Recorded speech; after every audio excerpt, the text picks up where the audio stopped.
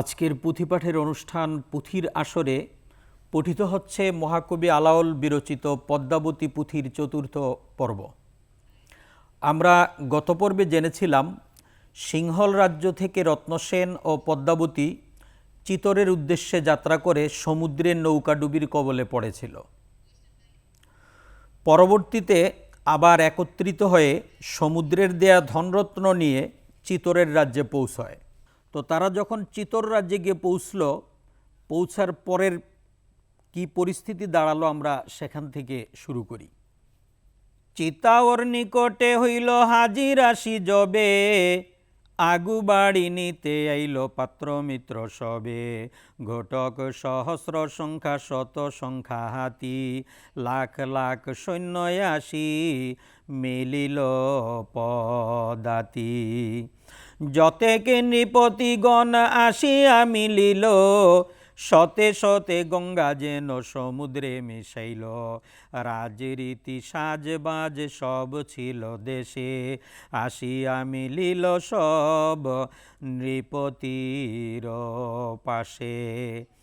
দেখিয়া অপার সৈন্য বহুল উল্লাস, পুনরূপী দৃষ্টি দিয়া লাগিল আকাশে। এই মন দশা বক্র নহে শুদ্ধমতি, দেখিলে সম্পদ সুখ পাশরে বিপত্তি।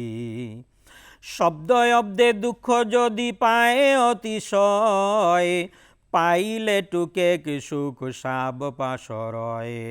এই লাগি দুঃখ ফিরি আইসে বারে বার, বিনি দুঃখে নাচিনে ঈশ্বর আপনার। মহানন্দে চিতাওরে আইল নৃপবর, ঘরে ঘরে মহোৎসব কইল বহুতর। রত্ন চতুর্দুলে চড়ি রানী পদ্মাবতী, শতে শতে সখী পুনি আসিল সঙ্গতি। অতি মহাশব্দ করি শুভক্ষণ জানি, নৃপ সঙ্গে পাঠে তয় উঠিল গিয়া রানী। পদ্মাবতী সঙ্গে নৃপ হরষিত মনে, নমস্কার কইল আসি মাতৃর চরণে। কান্দিতে কান্দিতে হইল চক্ষু জ্যোতিহীন, রত্নমুখ দর্শনে হইল নবীন। ধরিয়া পুত্রের গলে বিস্তর কান্দিল, দেখিয়া বধূর মুখ আনন্দ জন্মিল। রাজ্যে আসার পর সেই যে রত্নসেন পদ্মাবতীর আশেক, যাকে বিয়ে করে নিয়ে এসছে, সেই রত্নসেনের মা তাকে জড়িয়ে ধরে অনেক কান্নাকাটি করলেন। অনেক দিন পর তার ছেলে ফিরে এসেছে, এই কান্নাকাটি করলেন। তার যে পুত্রবধূ পদ্মাবতীকে দেখে যত কষ্ট ছিল সমস্ত কষ্ট ভুলে গেলেন। আয় আয় আয় আর ধরিয়া পুত্রের গলে বিস্তর কান্দিল, দেখিয়া বধূর মুখ আনন্দ জন্মিল। থাল ভরি হেম রত্ন নিষে দোহানে রে, পরিপূর্ণ দান কইল ভিক্ষুক সবেরে। ইষ্টহিত সকলে আসিয়া বুলাইলা, দোহাকে নিশিয়া বহুবিধ দান কইলা। পদ্মাবতী দেখি সবে বহুল বাখানে, এমন সুন্দর বিধি সৃজিল ভুবনে। স্বর্গে তো এমন রূপ আছে কি বানাই, রূপের একান্ত তারে সৃজিল গোসাই। নৃপতির পুরে হইল উৎসব বহুল, নৃত্য গীত নানা বাদ্য দেশে হুলস্থুল। যতেকে ভিক্ষুক ছিল তিলে হইল ধনী, পলাইল দারিদ্র নৃপতি আইল শুনি, লক্ষ্মীপুরে পদ্মাবতী প্রবেশিল দেশ, অলক্ষ্মী ধাইল লইয়া যত দুঃখ ক্লেশ। যত দুঃখ কষ্ট আছে সব বিদায় হলো এই পদ্মাবতীর আগমনে। অর্থাৎ পদ্মাবতী এসেছে মানে মা লক্ষ্মী এসেছে, বিষয়টা এরকম। মা লক্ষ্মী এসেছে, এই আনন্দে তারা এভাবে বসবাস করতে শুরু করলো। তো বেশ কিছুদিন পর এই রত্নসেনের রাজ্যে রাঘব চেতন নামে একজন পুরোহিত ছিল। সেই পুরোহিত তার এই দ্বিতীয় বিবাহ নিয়ে নানানভাবে অন্যান্য পুরোহিতদের সাথে এটা নিয়ে আর কি বিভিন্ন ধরনের মন্তব্য করলেন, যে রাজা করলেন কি, তার ঘরে আরেকজন স্ত্রী থাকতে তিনি আবার আরেকটা বিয়ে করে নিয়ে আসলেন। এগুলি নিয়ে আলাপ আলোচনার এক পর্যায়ে এই তথ্যগুলো আবার রাজা রত্নসেনের কাছে পৌঁছে গেছে। আমরা সুরে সুরে আগাই। নানা সুখে কত কাল গুয়াইলায়তি ভাল, রত্নসেন চক্রবর্তী রাজা, সুধন্য সকল দেশ নাহি কয় কর্মলেশ, নৃপগণে করে নিত্য পূজা। আর দিন দিজে একে বিদ্যা গুণে অতিরেকে, রাঘব চেতন নাম তার, কণ্ঠে সরস্বতী বাস, বাক্যে তো দ্বিতীয় বেশ, নিপ পাশে আইল রহিবার। নানা গুণে দ্বিজবর দেখিছি তৌরেশ্বর, বৃত্তি দিয়া রাখিল সাদরে, আগের পণ্ডিত সব নানিসরে আনরব, স্তুতি বিনে রাঘব গোচরে। তিথি প্রতিপদ বিনে জিজ্ঞাসিল রত্নসেন, চন্দ্রের উদয় হবে কবে, বিচারি মনে না বুঝি রাঘবে বলিল আজি, কালি সে বলিল ধীর সবে। ছিদ্র পাই গুণীগণ বলিল করি আপন, যার বাক্য ব্যর্থ হয় তাতে, বহু অপমান পাইব দেশ হুনতে নিঃসরিব, মিথ্যা যেন না বলে পণ্ডিতে। রাঘবে বিচারি চায় প্রতিপদে হেন প্রায়, মহাজন বাক্য না উলটে, হস্ত হুনতে সরে গেলে করি দন্ত নিঃসরিলে, কদাচিৎ পুনি না পলটে। রাঘবে ভক্তি ভাবে নিত্য নিত্য যক্ষ সেবে, বাক্য সিদ্ধি আসিল তাহার, দেখাইল মায়া চাঁদ গুণীগণ হইল দ্বন্দ্ব, বলে বেদ হইল অসার। বেদে মিথ্যা হইল যবে, সমুদ্রে শুকাইব তবে, উল্টিব সংসারের রীতে, খেলিয়াছে দৃষ্টিবন্ধ প্রতিপদে যুগে চাঁদ, কালি সব হইব বিদিত। আর দিন চন্দ্র দেখি পাই দ্বিতীয়ার সাক্ষী, আশীর্বাদ করিয়া রাজার, পণ্ডিত সকলে বলে কালিকার চন্দ্র হইলে, আজি হইত জ্যোতি তৃতীয়ার। যেই করে দৃষ্টি বন্ধ দেখায় কৃত্রিম চাঁদ, ভাবি বুঝ নিপ মহাশয়, হেন করব যে বা মনে আর কি করিতে না রে, রাজসভা সদযোগ্য নয়। শুনি নিপ ক্রোধ মনে আজ্ঞা কইল কতক্ষণে, দেশ হন্তে বিপ্র নিকালিতে, মহন্ত মাঘন ধীরে আরতি করিয়া স্থিরে, হীন আলাওল বিরচিতে। এই রাঘব চেতনের ওই ধরনের কথাবার্তা শোনার পর রত্নসেন ক্ষিপ্র হলেন। তিনি রাগান্বিত হয়ে সেই রাঘব চেতনকে নির্বাসন দিলেন। আয় আয় আয় আর দেশ হুনতে নিঃসরিল রাঘব চেতন, পদ্মাবতী শুনিল এসব বিবরণ, মনে ভাবে নরপতি ভালো না করিল, এমত গুণীরে দেশ তেগে আজ্ঞা দিল।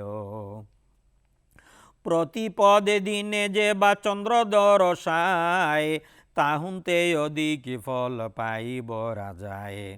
এই রাঘব চেতনকে রাজ্য থেকে নির্বাসন দিয়েছেন, এই সংবাদ পদ্মাবতী শুনতে পেল। পদ্মাবতী শুনতে পেয়ে সে আফসুস করলো যে এত জ্ঞানী একজন এই গুণী মানুষকে এভাবে বের করে দেওয়া ঠিক হয়নি।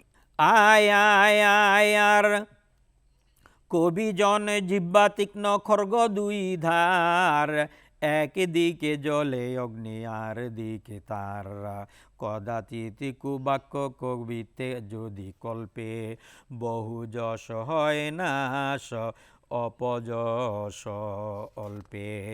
সুলতান আলাউদ্দিন দিল্লির ঈশ্বর, তান স্থানে মাগি গিয়া কঙ্কন দোসর, মোর উপদেশে হেন কন্যা যদি পায়, আজন্ম দারিদ্র মোর খণ্ডিব লীলায়।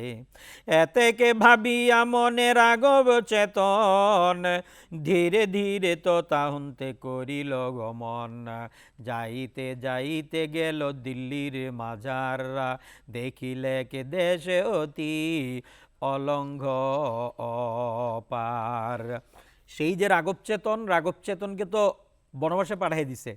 তো সে চিন্তা করছে যে আমরা যখন অন্যায়ভাবে দেশ থেকে বিতাড়িত করছই, তাইলে আমি দিল্লির বাদশার কাছে চলে যাব। দিল্লির বাদশার কাছে গিয়া আর তোমার স্ত্রী পদ্মাবতীর রূপের বর্ণনা করব এবং তাকে আকৃষ্ট করব পদ্মাবতীর জন্য।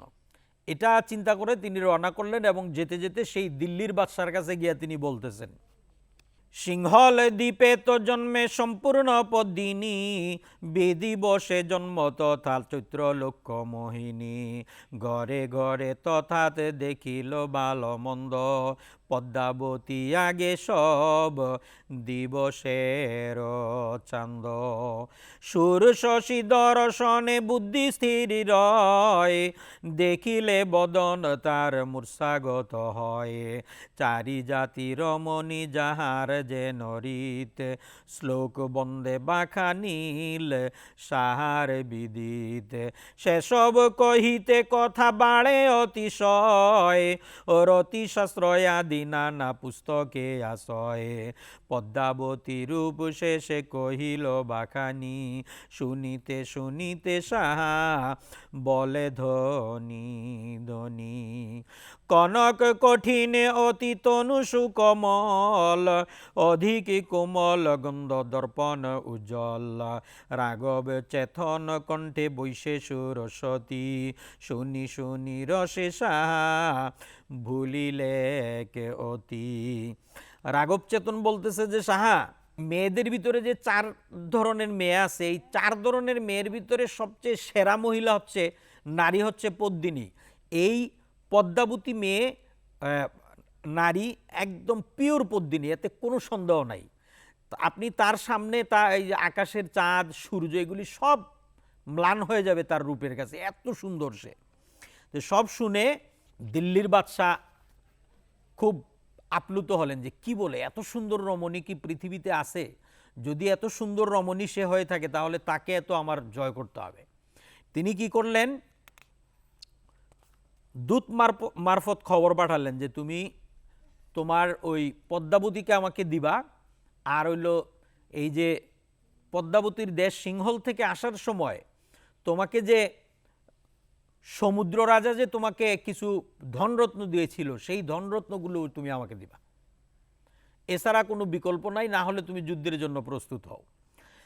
আয় আয় আয় আর নৃপ করে পত্র দিল চাহিল পড়িয়া, মেঘে প্রায় রত্ন সেন উঠিল গর্জিয়া, শুনিয়া সিংহের শব্দ ডরায় মাতঙ্গ, কদাচিৎ সিংহ দেখি সিংহ নহে ভঙ্গ। ভালো সাহা পৃথিবীর পতি স্থির চিতে, পুরুষের নারী মাগে চঞ্চল চরিতে, ক্ষিতিপাল যোগ্য হয় ধীর স্থির জন, এমত আরতি মাত্র খলের লক্ষণ। ইন্দ্র পাশে অবসরা থাকো এ সদায়, অন্যজনে কর্ণে শুনে দেখিতে না পায়, রমণী সহস্র ষোল গোপালের ছিল, নারদে মাগিয়া এক জন না পাইল। যদি শির মাগিতে সতরে কাটি দিত, সাহার আদেশ শুনতে মুখ না ফিরাইত। কর্ণে না সয় হেন অযোগ্য বচন, ঘরের রমণী দেয় কাপুরুষ জন। বিপ্র বলি মোর আগে কহসি কথন, আনের পরাণ না রহিত এতক্ষণ। বিপ্রে বলে হেন কার্যে আইসে যেই জন, মরণের ভয় তার নাহি কদাচন। একই দিন মৃত্যু আসে অবশ্য মরিব, তথাপি ঈশ্বর কার্য উচিত না করিব। পাশে না চিন্তিয়া নিপক হয় অনুচিত, বিমর্শিয়া বুঝ হয়া পনহিতাহিত। রত্নসেন চিঠি পাওয়ার পরে বলতেছে, যত কিছুই হোক ন্যায় ছাড়ব না, আমি আমার স্ত্রীকে তাকে দিব কেন। এই ফাঁকে আমি আপনাদের একটা বিষয় বলে রাখি, আমরা যে পদ্মাবতী কাহিনীর মধ্যে যে দিল্লির বাদশাহ আলাউদ্দিন খিলজির কথা পাচ্ছি, এই যে কাহিনীটা এখানে বর্ণনা করা হয়েছে, এই কাহিনী কিন্তু ইতিহাসের কোথাও নাই। শুধুমাত্র এই আলাওলের পদ্মাবতীর মধ্যে এই কাহিনীটা উল্লেখ আছে যে এই দিল্লির বাদশাহ আলাউদ্দিন খিলজি ওই পদ্মাবতীর রূপে মোহিত হয়ে যুদ্ধের জন্য প্রস্তুতি নিয়েছিলেন। এই বিষয়টা শুধুমাত্র পদ্মাবতী এই পুঁথির মাঝেই আছে, আর কোনো ইতিহাসে নাই। তো যাই হোক, এদিকে দিল্লির বাদশাহ আলাউদ্দিন খিলজি বললেন যে তোমরা তাড়াতাড়ি প্রস্তুত হও, আমরা যুদ্ধের জন্য যাব। তো প্রস্তুত হয়ে যুদ্ধের জন্য রওনা করলেন। যুদ্ধের জন্য রওনা করে তার রাজ্যে গিয়ে চতুর্দিক থেকে ঘেরাও দিলেন। ঘেরাও দিয়ে প্রস্তুতি নিয়ে বসে আছেন যে যে কোনো সময় আক্রমণ করবেন। এইভাবে একে একে 8 বছর চলে গেছে। 8 বছর তিনি তার রাজ্য ঘেরাও করে বসেছিলেন। 8 বছর পর্যন্ত চিতোর রাজ্য অবরোধ করে রইলেন তিনি, তবুও রাজ্যের অভ্যন্তরে প্রবেশ করতে পারলেন না।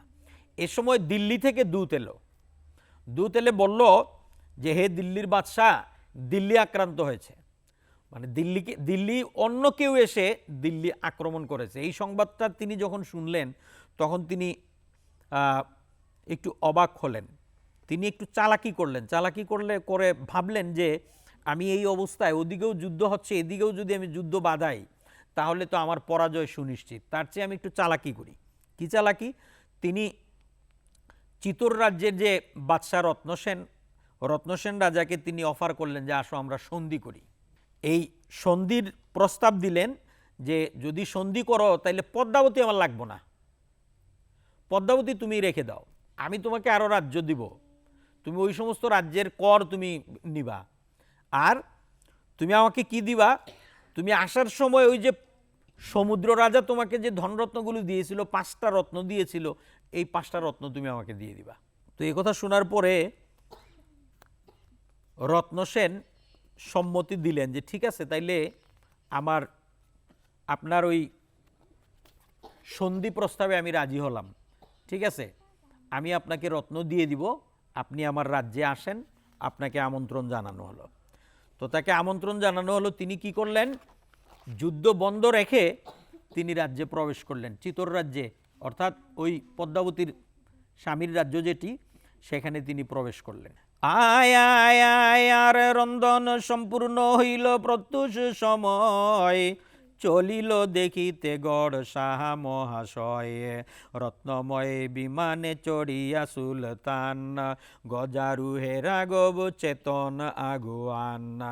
গড়দ্বারে মেলি দিলা সাহা প্রবেশিল, যেহেন উদয়া চলে অরুণ উগিল, উজ্জ্বল হইল গড় সাহার দরসে, যেন লোহা শুভা বয়ে পরশে পরশে।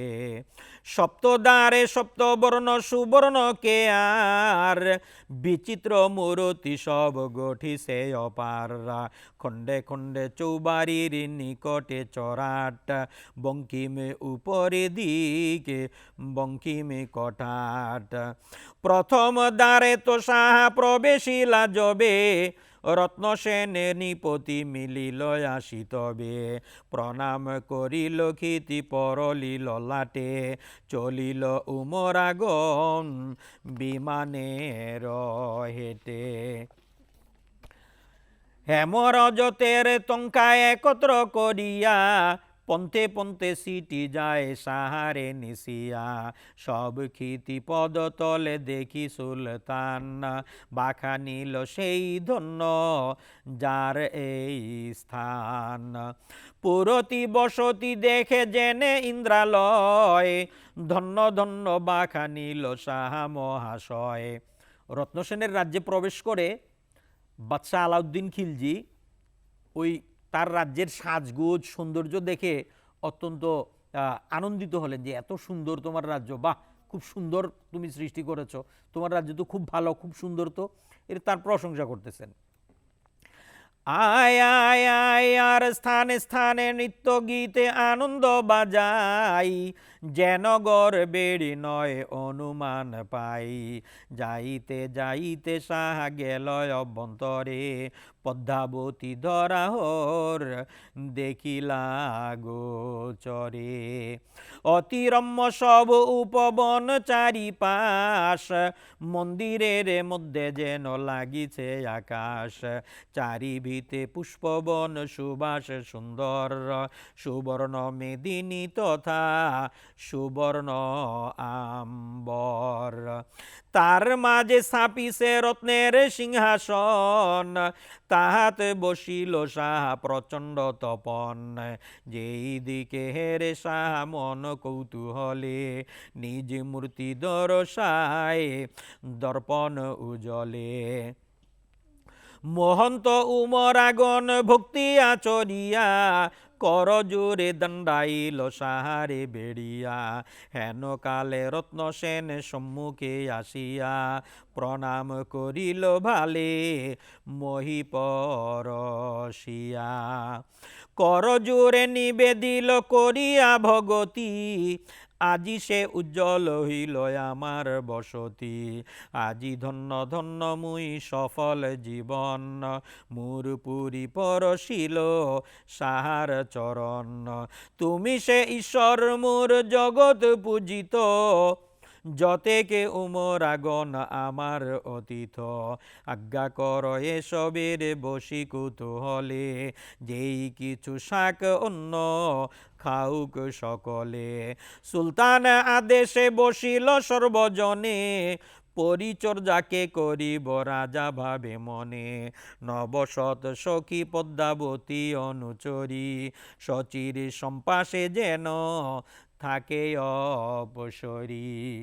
আহা হুন্তে 200 আনিল বাসিয়া, নানায় অলঙ্কার সুবসন পরাইয়া, নবীন বয়সী সব বিলোকন বাক, গৃহ হুন্তে নিঃসরিল যেন সুয়াঝাক।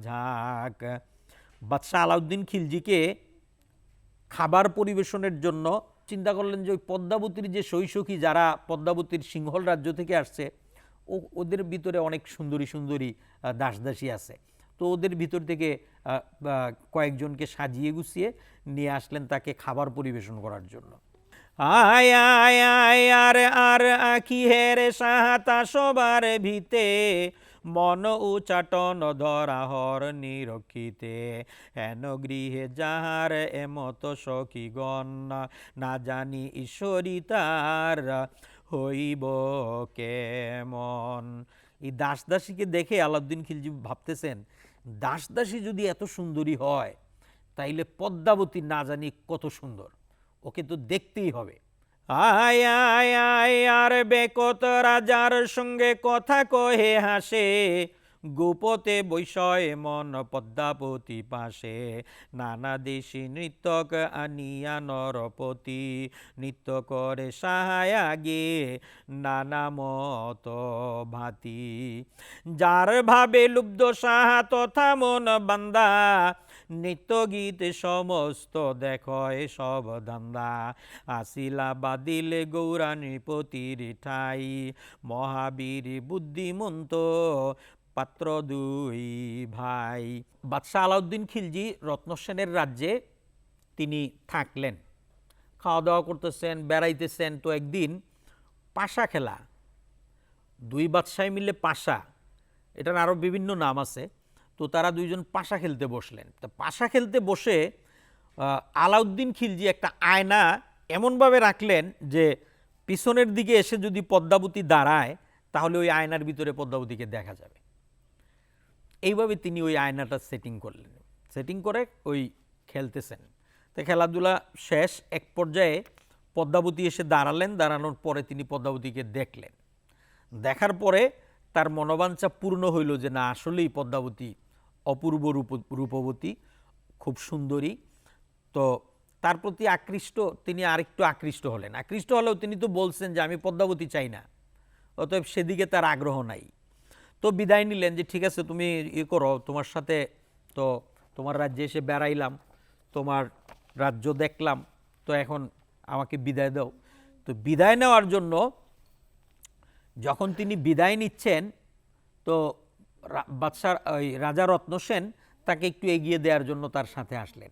এদিকে ওই যে রাঘব চেতন তা কিন্তু ওই বাদশাহ ওই খিলজির সাথে আছে, আলাউদ্দিন খিলজির সাথে ওই রাঘব চেতন আছে, ওই যে পুরোহিত কানের কাছে গিয়া বলতেছে যে মহারাজ, এই সুযোগ যায়, এই সুযোগে রত্নসেনকে বন্দি করে দিল্লি নিয়ে চলেন।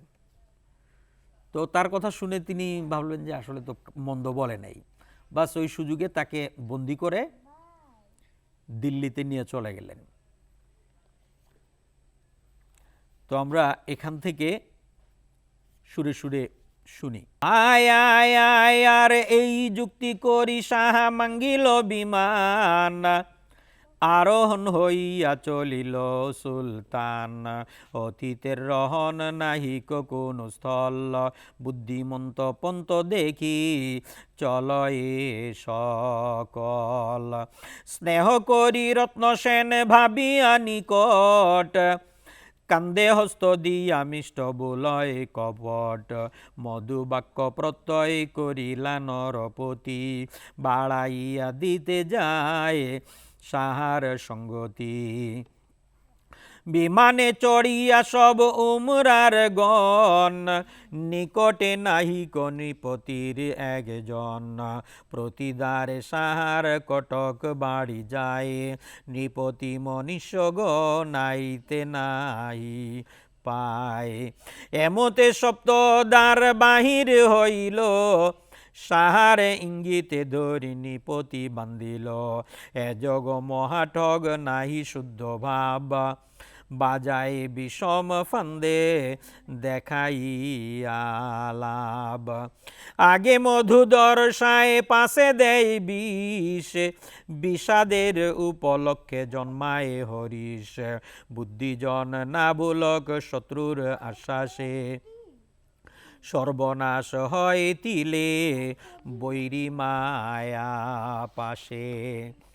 নেপবন্দি পড়িল শুনি গড়বাসী, পুরীদার বান্ধিল গোড়ায় আসি। হস্তে গলে নৃপতির লোহার নিগড়, চরণে দারুকা থুইলা পাঞ্জর মাজার।